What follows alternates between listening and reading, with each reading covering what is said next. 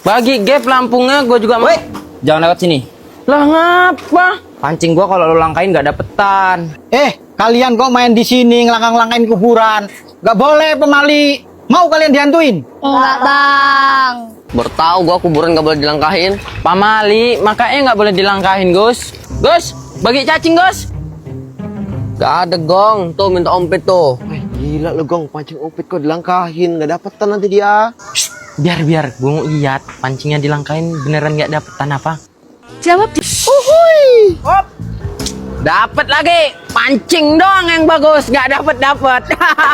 Kenapa ya punya gua kok nggak setrek-setrek? Ternyata bener dilangkahin nggak dapetan. Lihat aja besok gue langkahin lagi.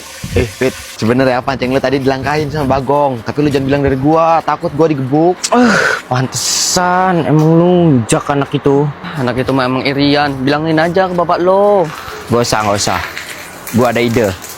Mana Umpit nggak kesini? Kena mental dah dia. Tadi gue susul, katanya gue suruh duluan. Kucing dia mati. Lihat aja.